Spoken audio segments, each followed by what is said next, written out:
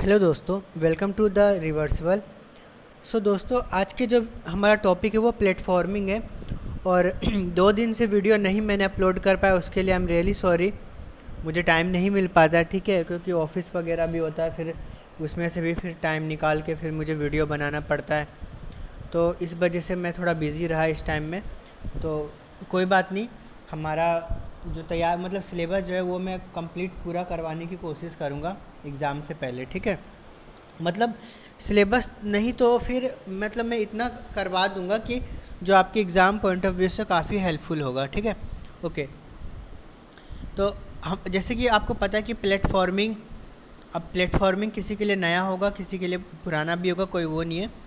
तो आज का जो टॉपिक है मतलब इसको रिफॉर्मिंग भी बोलते हैं। अगर जो आपने प्लेटफॉर्मिंग आपको टफ़ लग रहा है तो आपने रिफॉर्मिंग तो सुना ही होगा, तो रिफॉर्मिंग को ही प्लेटफॉर्मिंग बोलते हैं। क्योंकि अब प्लेटफॉर्मिंग क्यों बोलते हैं, ये क्वेश्चन अराइज होता है। तो प्लेटफॉर्मिंग दोस्तों इसलिए बोलते हैं क्योंकि इसमें जो कैटलिस्ट हम यूज़ करते हैं ना वो प्लेटिनम यूज़ करते हैं, इसलिए इसका नाम है प्लेटफॉर्मिंग, ठीक है। तो स्टार्ट करते हैं प्लेटफॉर्मिंग।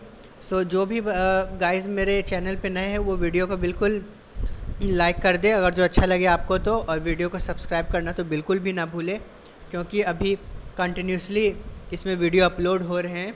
बीच बीच में गैप हो जाता है, लेकिन हमेशा वीडियो अपलोड होते हैं इस पर।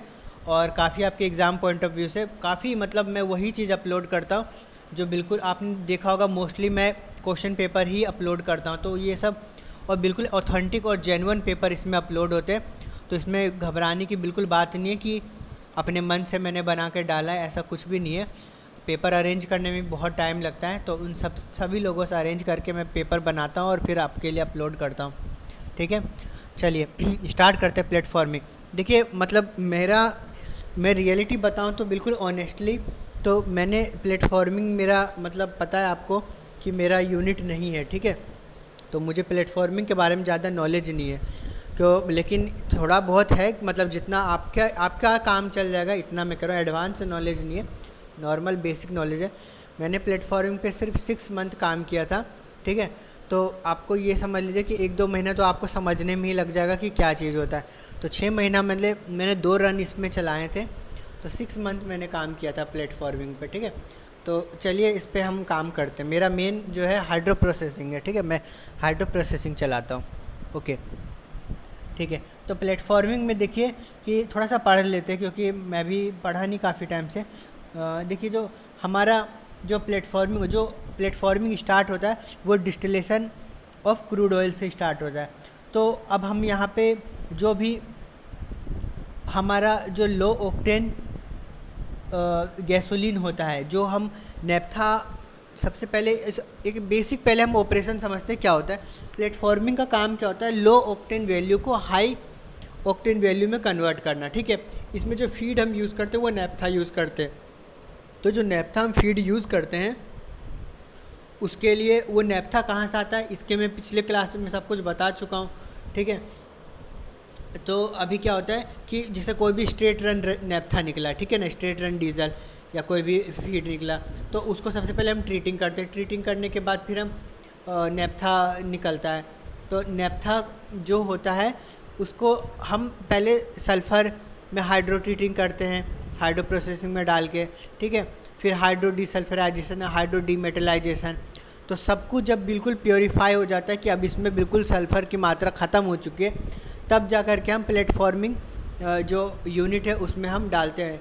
मतलब कि इसको हम ऐसे जनरली बोला जाए सीसीआर बोलते हैं, ठीक है ना, कंटिन्यूअस कैटालिटिक रिफॉर्मिंग बोला जाता है, ठीक है। इसका यूनिट का नाम है सीसीआर, ठीक है। तो अभी क्या होता है कि इसमें हमने नेप्था लिया, मैं मतलब अभी ये मैं पढ़ नहीं रहा हूँ, ठीक है, अभी मैं अपने रियल वैल्यू बता रहा हूँ जो मैं चलाता था, ठीक है। तो नेप्था क्या करते थे, हम पहले ट्रीट कर लेते थे।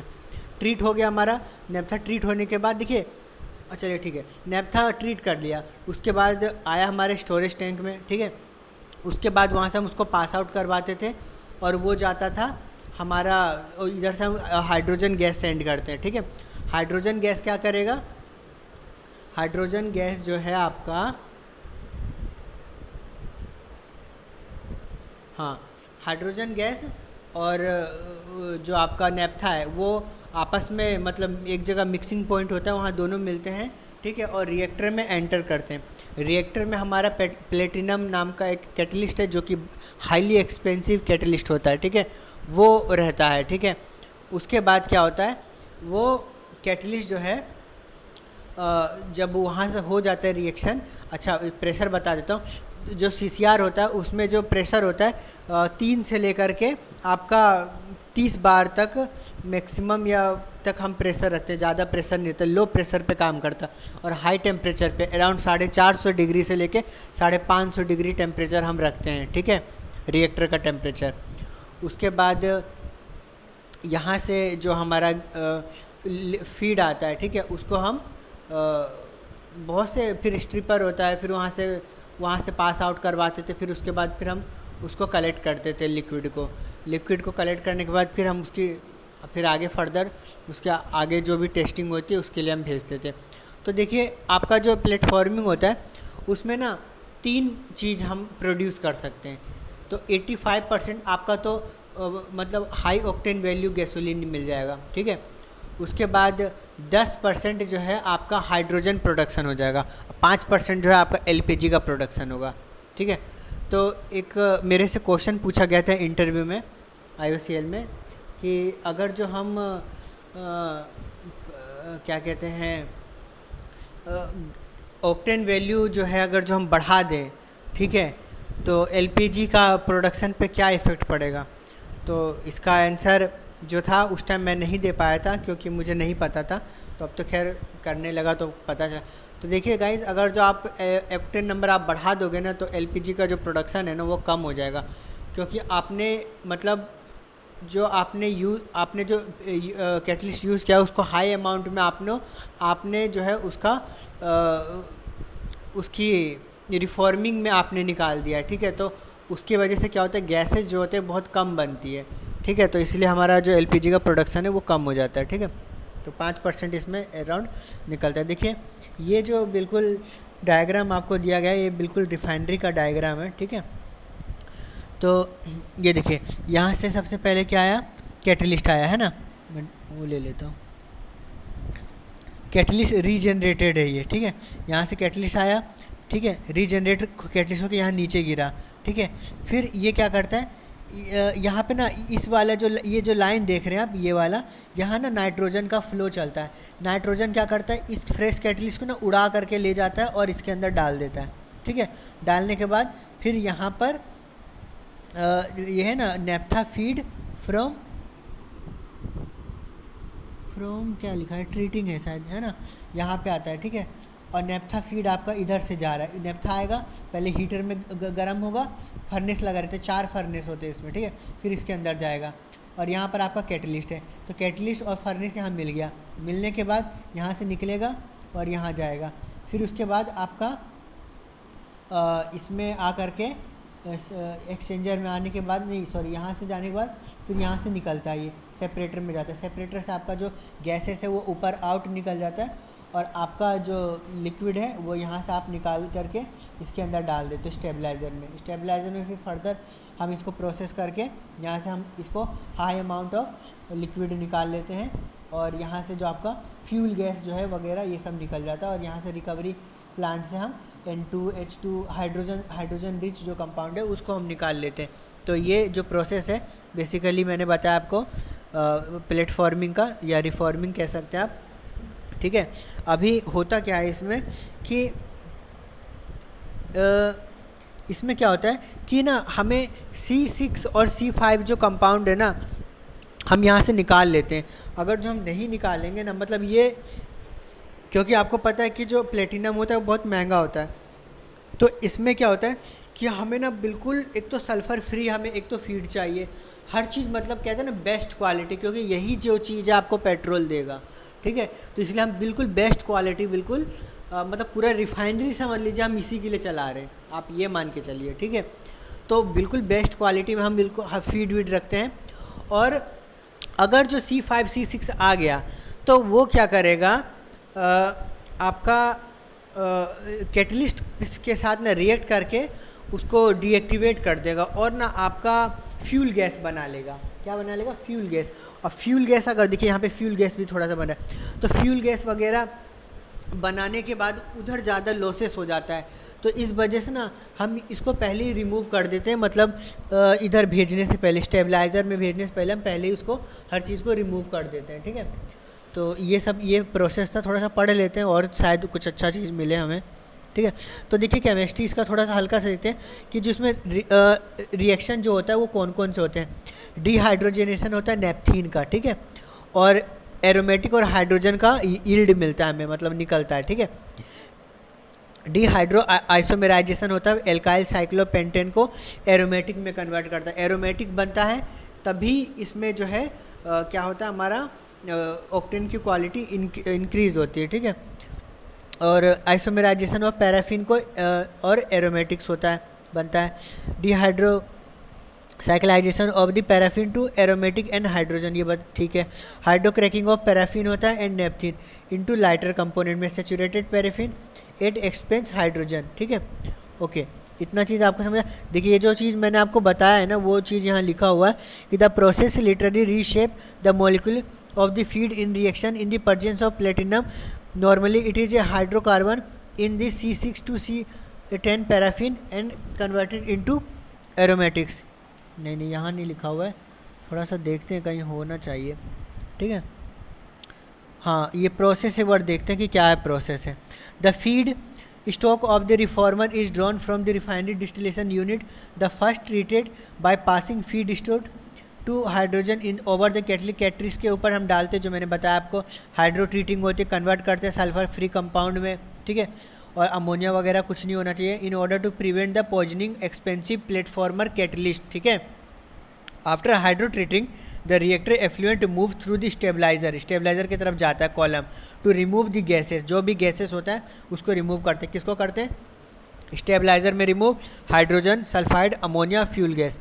ठीक है ना, इन सेकेंड कॉलम में अब क्या होता है, C5 एंड C6 को रिमूव करते हैं, जो मैंने बताया था आपको, C6 एंड C5 को रिमूव करते हैं, सेपरेट करते हैं, फ्रैक्शन, उसको कहते हैं टॉप्स। ठीक है, the reason to improve remove the C5 and C6, यहाँ पर हूँ मैं, शायद आप भूल रहे होंगे, इस जगह पे मैं पढ़ रहा हूँ। ठीक है, C5 C6 is that this component will crack the reformer to produce fuel gas, है ना, फ्यूल गैस बना लेते हैं, इस वजह से हम इसको रिमूव कर लेते हैं। While C gets converted into benzene. अब देखो बेंजीन अगर जो बन गया तो क्या होगा बताइए। बेंजीन जो है ना, एक लिमिट होता है, मतलब कि आप 35% ही आप बेंजीन को गैसोलीन में आप मिला सकते हो, एक लिमिट दिया है गवर्नमेंट ऑफ इंडिया ने। ठीक है, इससे ज़्यादा रहेगा तो क्या होता है कि क्योंकि आपको पता है बेंजीन एक कार्सिनोजेनिक सॉल्वेंट होता है, तो इस वजह से ना ये ठीक नहीं होता है, मतलब हर चीज़ के लिए नुकसान करता है। इस वजह से बेंजीन की हम क्वांटिटी ज़्यादा कर भी नहीं सकते हैं, इसीलिए ना हमें एक लिमिट रखा गया है, तो उस लिमिट के अकॉर्डिंग हम काम करते हैं। आगे पढ़ते हैं, which can only be allowed to limited amount into the MO gas. MO gas मतलब होता है मोटर ऑयल गैस। ठीक है ना, because of its toxicity and from the bottom splitter column naphtha steam is produced which is feed into platform section at the heart of the platform process the 4 reactor होते हैं। ठीक है, और ये सारे के सारे क्या होते हैं, फर्नेस से जुड़े होते हैं, और इसका टेम्परेचर जैसे कि मैंने बताया 500 होता है। ठीक है, और यही सब है इसमें। आगे देखते हैं, एक चीज़ और मैं बताता हूँ कि जो CCR यूनिट होता है ना, वो एक UOP का लाइसेंस है, UOP ने डेवलप किया है। कि UOP ने एक चीज़ और बताया कि होता क्या है, देखिए सबसे बड़ा दिक्कत मैं बताता हूँ आपका इस प्लांट में क्या होता है। अभी क्या होता है कि हम कैटलिस्ट का रीजनरेशन नहीं कर पाते, क्योंकि कैटलिस्ट इतनी जल्दी जल्दी डीएक्टिवेट होता है ना, बहुत जल्दी डीएक्टिवेट होता है। तो इस वजह से क्या करते हैं ना, एक UOP ने क्या मतलब, UOP होता है हमारा यूनिवर्सल ऑयल प्रोडक्ट्स होता है, जो कि हनीवेल कंपनी का एक लाइसेंस कंपनी है। ठीक है, तो ये क्या इन्होंने ये बताया कि हम क्या करेंगे, जहाँ एक जो कैटलिस्ट है रिएक्टर में, वो जैसे जैसे वो ख़राब होता जाएगा उसको हम नीचे गिराते जाएंगे। नीचे गिराने के बाद ना हम नीचे से नाइट्रोजन का गैस मारेंगे और इसको ऊपर ले करके जाएगा। ठीक है, ऊपर ले करके जाता है, फिर वो नीचे की ओर गिरता है। नीचे जब गिरेगा, मतलब दोबारा वो रिएक्टर के अंदर लेकर जाता है। और रिएक्टर में ना बहुत हाई टेम्परेचर होता है, तो उसको क्या करते हैं, उसको रीजनरेट करते हैं, मतलब हाई टेम्परेचर में दे करके उसके जो भी कंपाउंड होते हैं, मतलब जो भी एक्टिव सरफेस होता है कैटलिस्ट का, उसको रिमूव कर देता है। ठीक है, जो भी कार्बन वगैरह अटैच होते हैं रिमूव करके फिर दोबारा उसको क्या करते हैं, उसको एज ए फ्रेश कैटलिस्ट उसी रिएक्टर को सेंड कर दिया जाता है, और हम कंटिन्यूसली मतलब चला सकते हैं अराउंड 5 से 6 साल। इसको पढ़ते हैं थोड़ा। In CCR unit the reactor are clearly stacked so that catalyst can flow under gravity. नीचे गिरती है from the bottom and the reactor stack. ठीक है, reactor stack, the spent catalyst is lifted by nitrogen to top of the regenerated stack. In the regenerated, the above mentioned different step होता है, coking, burning, ठीक है ना, oxochlorination and dyeing done in different section, segregated and complex system valve. तो ये था। तो इसके वजह से फिर क्या होता है ना, हम कंटिन्यूसली उसको चलाते रहते हैं। तो मतलब इसने डेवलप ये किया है। इससे हमारा क्या फ़ायदा हुआ कि इससे क्या होगा आपका, कि आप 4 से 5 साल ना आप बिना शटडाउन किए आप जो प्लेटफॉर्मर यूनिट है या रिफॉर्मिंग है वो आप चला सकते हो CCR को। नहीं तो पहले क्या होता था कि सबसे बड़ा लॉस इसमें होता था कि जब कैटलिस्ट डीएक्टिवेट हो जाता है हमारा, तो उसको ना रीजनरेट करने में ही ना काफ़ी टाइम निकल जाता है। तो रिफाइनरी को इतना लॉसेस सहना पड़ता है, इसके कारण इतना लॉसेस होता है। इस वजह से अभी ये नया टेक्नोलॉजी डेवलप हुआ है। तो इस वजह से हम CCR को और हम इम्प्रूव करने की कोशिश कर रहे हैं कि और हम कैसा अच्छा कर सकते हैं। तो यही होता है दोस्तों, CCR यूनिट मैंने आपको पूरा बताया है कि कैसे क्या क्या प्रोडक्ट बनते हैं और कैसे ये काम करता है हमारा, कौन कौन सा इसमें चीज़ें लगी होती हैं। ठीक है, ओके, तो आप पढ़ लीजिएगा, मैं बिल्कुल अच्छा नोट्स आपको दे रहा हूँ। ठीक है, इतना समय नहीं है कि हर चीज़ आपको इसमें मैं बताया जाऊँ। ठीक है, अभी देखिए मैंने जो बताया था आपको कि इसमें 5% LPG बनता है, 10% आपका हाइड्रोजन बनेगा और 85% आपका हाई प्रोडक्ट वैल्यू बनेगा। ठीक है, उसके बाद देखते कि मेन इक्विपमेंट कौन कौन सा होता है CCR में। 4 फर्नेस होगा, 4 रिएक्टर होगा, 1 रीजनरेटर होगा, 1 ओवरहेड रिकॉन्ट्रैक्टिंग सेक्शन होगा, 1 कंप्रेसर लगा होता है, 1 रिसाइकल गैस होता है। ठीक है, एक स्टेबलाइज़र कॉलम होता है। तो आई होप दोस्तों आपको वीडियो पसंद आया हो। इसके बाद हम देखेंगे आइसोमेराइजेशन शायद है इसके बाद तो, लेकिन वो उतना इंपॉर्टेंट टॉपिक नहीं है। मैं काम करूँगा कैटलिस्ट टेम्परेचर प्रेशर बस बता के छोड़ दूँगा। और इसके बाद हमें क्या पढ़ना चाहिए मैं आपको बताता हूँ। देखिए मैंने पेट्रोलियम से अगर जो कुछ आता है तो वो मैं बता दूँ, ये प्लांट से मोस्टली इन्हीं से पूछता है वो। उसके बाद वो क्या पूछेगा कि आपका हीट ट्रांसफ़र बेसिक पूछता है, जो कि आप कर लोगे। ठीक है ना, कंडक्शन, कन्वेक्शन, रेडिएशन सबको पता है, वो कर लो, वो पढ़ाने की ज़रूरत नहीं है। एक है आता है डिस्टिलेशन कॉलम मास ट्रांसफ़र से, डिफ्यूजन वगैरह नहीं आता है। और एब्जॉर्प्शन डिस्टिलेशन कॉलम हो गया आपका, और लिक्विड एक्सट्रैक्शन से आ जाता है। लीचिंग वगैरह नहीं पूछेगा आपसे। ठीक है, तो लीचिंग पूछेगा अभी तो बहुत बेसिक्स है, उसमें क्वेश्चन से पूछते हैं। उसके बाद आपका पेट्रोलियम का मैंने पढ़ाई दिया है। ठीक है, उसके बाद आपका फर्नेस टेक्नोलॉजी से आपका पूछेगा, फर्नेस के बारे में, बर्नल के बारे में पूछता है, क्वेश्चन आएंगे। तो ये सब क्वेश्चन टाइम मिलेगा तो मैं आपको बताऊंगा। और कल के बाद ना, कल शायद वीडियो अपलोड ना हो पाए। ठीक है, क्योंकि कल मैं कहीं जा रहा हूँ बाहर, तो हो सके तो मैं 1-2 दिन बाद वीडियो अपलोड करूँ। तो जब तक आप पढ़ाई को बिल्कुल भी लूज़ ना करें, आप पढ़ते रहिए। ठीक है, और मेरे सारे लेक्चर वीडियो वगैरह हैं वो देखते रहिए। Okay, bye.